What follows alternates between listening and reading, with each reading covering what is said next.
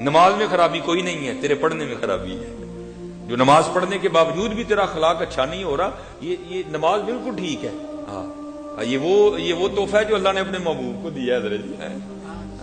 اس میں کوئی معاملہ نہیں ہے. تیری نماز نہیں ٹھیک ہے، اپنی نماز کو ٹھیک کر، پھر دیکھ یہ نماز کرتی کیا ہے. وہ اقبال نے بھی کہا تھا نا، تیرا دل تو ہے صنم آشنا، تجھے کیا ملے گا نماز میں، تجھے کیا ملے گا نماز میں. لیکن اگر تو واقعتا نماز پڑھ لے تو پھر اقبال کہتے ہیں وہ ایک سجدہ جسے تو گراں سمجھتا ہے، دیتا ہے آدمی کو ہزار سجدوں سے نجات. وہ ایک اللہ کو نہیں نہ کر رہے، پتہ نہیں کہاں کا کرنے پڑ رہے ہیں. ایک اس کو کر لیا ہوتا تو بڑوں سے جان چھوٹ جاتی. جنہوں نے اس کو کر لیا اور محبوب کریم علیہ السلام کے قدموں پہ اپنا سر رکھ دیا، انہوں نے بادشاہیاں کی ہیں. حضرت سالم بن عبداللہ، کچھ چھوٹا نام نہیں ہے، بہت بڑا نام ہے. آپ امیر المومنین حضرت سیدنا عمر بن خطاب کے پوتے ہیں حضرت سالم بن عبداللہ. اور حنفیوں کے جو امام ہیں ان کے استاد بھی بنتے ہیں. دادا استاد امام حماد کے آپ استاد ہیں حضرت امام سالم. وہ لکھا ہے کہ حضرت نا وہ طواف بیت اللہ کر رہے تھے، تو یہ ایسے پروٹوکول چل نکلا ہے نا، تو یہ اب نہیں ہے، پیچھے سے چلا آ رہا ہے. ہم ایسی محفلوں میں جانا ہوتا ہے، بس اللہ کی پناہ ہے. وہاں بھی ایسا ہوا، جب وہ بادشاہ وقت آیا نا تو کیا ہوا، وہ طواف رک گیا. سب نے جناب بادشاہ وقت پروٹوکول دیا، لیکن حضرت سالم رحمت اللہ تعالی علیہ کے اندر تو فاروقی خون گردش کر رہا تھا نا.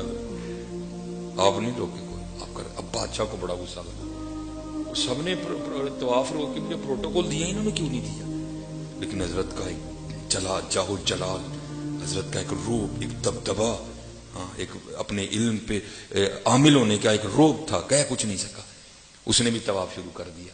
اب طواف کرتے کرتے سوچ رہا ہے یار کی کریے. حضرت سالم بھی جڑے نا بھی میرے منن والے چاہتے، تو جو دنیا دار ہوتے ہیں ان کا سب سے بڑا داؤ یہی ہوتا ہے، ان کا سب سے بڑا داؤ یہی ہوتا ہے. وہ جناب وہ طواف کرتا کرتا آپ کے قریب آ گیا اور کہتا ہے حضرت وہ سب نے طواف چھوڑ کے مجھے پروٹوکول دیا، آپ نے نہیں دیا. آپ اسی طرح ماویت کی کیفیت میں طواف کرتے، میں بڑا خوش ہوں. بادشاہ وقت ہوں، بتائیں کیا مانگتے ہیں. سبحان اللہ، وہ ایک سجدہ جسے تم گرا سمجھ. ایسے کیا ذرا آپ کا رنگ سرخ ہو گیا غیرت کی وجہ سے. آپ نے فرمایا بادشاہ تجھے شرم نہیں آتی، مجھے اللہ کے گھر میں کھڑا کر کے دعوت گناہ دیتا ہے. وہ گھبرا گیا. میں نے تو عرض کی حضور کو کام ہے دسو دعوت گناہ کہاں سے آ گئی. آپ نے فرمایا اس سے بڑا گناہ اور کون سا ہے کہ میں اس کے گھر میں کھڑا ہو کے تجھ سے مانگوں. اس سے بڑا کوئی گناہ ہے کہ کھڑا میں اپنے رب کے گھر میں ہوں، مانگوں تجھ سے میں. وہ آپ نے پھر طواف شروع کر دیا. وہ بات حقیقت تھی، اس نے بھی شروع کر دیا کیونکہ نفلی آپ کا طواف تھا. حضرت نے 7 چکر پورے کیے، حجر اسود کو بوسہ دیا، مقام ابراہیم پہ آ کے 2 نفل پڑے. لیکن جو عمرہ کرنے گیا نا حضرت، اس نے نہیں حجر اسود کو ہاتھ لگانا، دم آ جائے گی کیونکہ اس کو خوشبو لگی ہوتی ہے بڑی زیادہ. احتیاط کر، بس استلام کر لینا ادھر. اور مقام ابراہیم کو بھی ہاتھ لگانے سے گریز کرنا جو حالت حرام میں عمرے کے لیے ہے، کیونکہ ان چیزوں کو بڑی زیادہ خوشبو لگی ہوتی ہے. وہ آپ نے آ کے 2 نفل پڑے، پڑھ کے باہر چلے گئے. بادشاہ بھی پیچھے گیا. جب حضرت حدود حرم سے باہر نکل گئی نا تو حضرت کا ہاتھ پکڑ دیا. عرض کردہ حضور واقعی غلطی دے سن ہوں تے تسی اللہ دے گھروں باہر آ گئے آتے ہوں دسو کی چاہتے. آپ نے فرمایا اچھا اگر تو دے نہیں چاہتا ہے تو پھر بتا دنیا مانگوں کہ دین مانگوں. عرض کردہ حضور دین کے تو آپ بادشاہ ہیں، وہاں تو ہم آپ سے حاجتیں رکھتے ہیں، مسائل آپ سے پوچھنے ہیں، تو اللہ نے مجھے دنیا عطا کی ہے تو دنیا میں سے کچھ مانگ لیں. تو آپ رو کر فرمانے لگے او چلے آ، جس نے دنیا بنائی ہے میں نے کبھی اس سے نہیں مانگی، تجھ سے کیسے مانگ لوں. وہ ایک سجدہ جسے تو گراں سمجھتا ہے، دیتا ہے آدمی کو ہزار سجدوں سے نجات. کر کے تو دیکھو یار، کر کے. ہم ساری نہیں رکھتے سجدے میں، رکھتے بعد میں اٹھا پہلے لیتے ہیں. کبھی سبحان ربی یا لالا کو خود پہ تاری تو کرو یار. پاک ہے میرا رب اعلیٰ، سمع اللہ لمن حمدہ، تاری تو کرو کبھی خود. کبھی اس کے مفہوم کو سمجھو تو ربنا لک الحمد کثیرا. ربنا لکل حمدن کثیرا طیبا مبارکا فی. کبھی طاری تو کرو اس کو. التحیات للہ والصلوات والطیبات, کبھی طاری تو کرو اس کو. ہاں کبھی ذرا محبوب کا تصور کر کے کہو نا السلام علیکہ ایھا النبی ورحمۃ اللہ وبرکاتہ, تصور تو کرو حضرت. تیرا دل تو ہے صنم آشنا, تجھے کیا ملے گا نماز سے. اس لیے میرے دوستوں محنت کرو, خود کو بدلو, تبدیل کرو, کیونکہ بات ایک ہی ہے. اتنے عملاں دے ہونے نہیں نویڑے, کسے نہیں تیری ذات پوچھنی. انہوں نے نہیں پوچھنا دس تو پی ٹی آئی دا کہ نون لیگ دے, نو نو نو.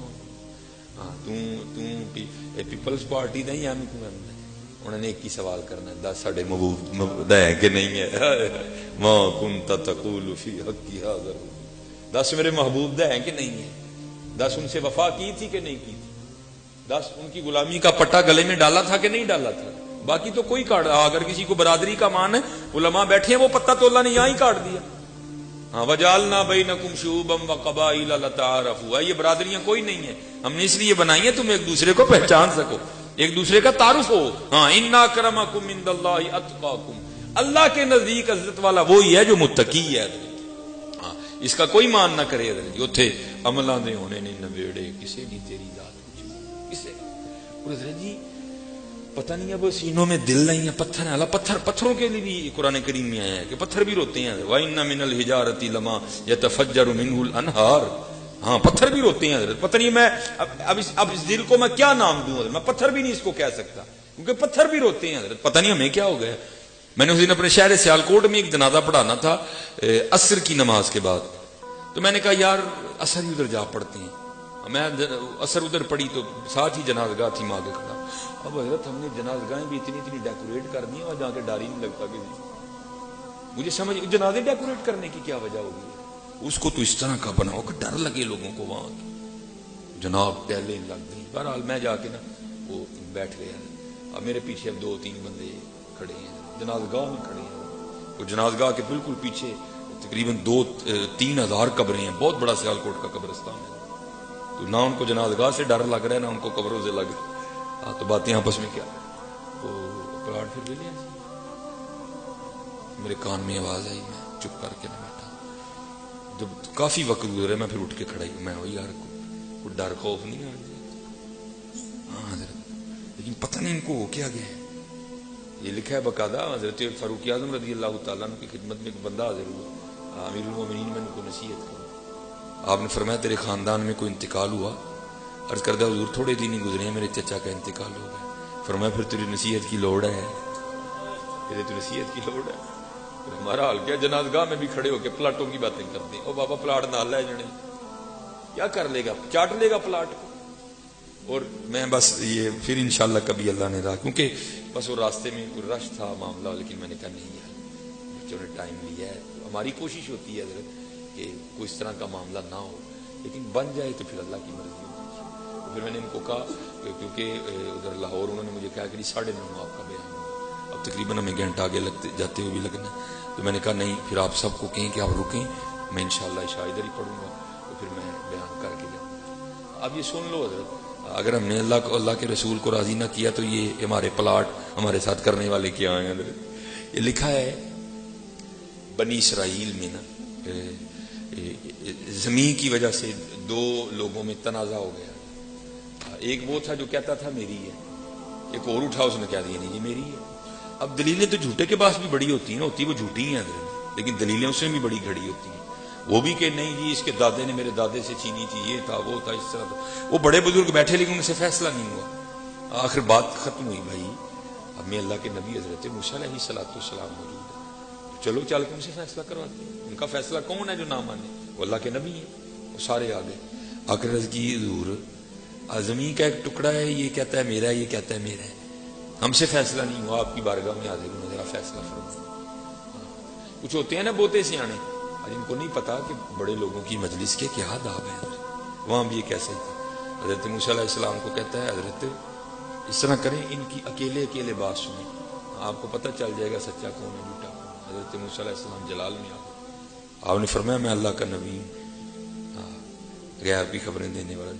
نبا اما یتساءلون عن النبأ الاعظم, نبا سے نبی, نبا کا معنی خبر، تو نبی کا معنی کیا ہوا؟ غیب کی خبریں دینے والا۔ آپ نے فرمایا میں نبی ہوں، مجھے ان سے پوچھنے کی ضرورت نہیں ہے، مجھے تو اللہ نے اتنی طاقت دے رکھی ہے، میں زمین سے پوچھ لوں گا بتا تو کس کی ہے۔ لکھا ہے حضرت سب کو لے کے گئے، وہ زمین کی نشاندہی کی گئی، حضرت اس پہ کھڑے ہوئے اور زمین کو مخاطب کر کے فرمانے لگے یہ زید دعویٰ کرتا ہے تو میری ہے، یہ بکر دعویٰ کرتا ہے تو میری ہے۔ اللہ کے نبی حضرت موسیٰ علیہ السلام تجھے حکم دیتے ہیں اب تو بتا تو دونوں میں سے کس کی ہے۔ تفسیر میں لکھا ہے زمین بول اٹھی۔ اور یہ نبیوں کی شان ہے کہ زمین سے باتیں بھی کرتی ہے، یہ نبیوں کی شان ہے۔ وہ زمین بول اٹھی، عرض کرتی ہے اللہ کے، پہلے اللہ کے نبی علیہ السلام کی بارگاہ میں سلام پیش کیا، اور سلام پیش کرنے کے بعد عرض کر دی حضور دوئیں جھوٹ بول دے، نہ میں دیاں نہ میں او دیاں، ان کو تیاری کرن دوئیں میرے نے، دوئیں میرے۔ ہاں ہم ساری زندگی زمین کھیلتے رہتے ہیں، لیکن ہوتا کیا ہے زمین وہاں پہ رہتی ہے، ہم اس زمین میں چلے جاتے ہیں، ہم اس زمین میں چلے۔ ہاں بھائی جی سارے نہ لیں جی ہونا، اس لیے میں یہ نہیں کہتا کہ زمین نہیں ہونی چاہیے، لیکن حضرت جی لو اپنے اللہ سے لگی ہونی چاہیے، لو حضور نبی علیہ السلام سے لگی ہونی چاہیے، زمین کو خدا نہ بناؤ، پیسے کو خدا نہ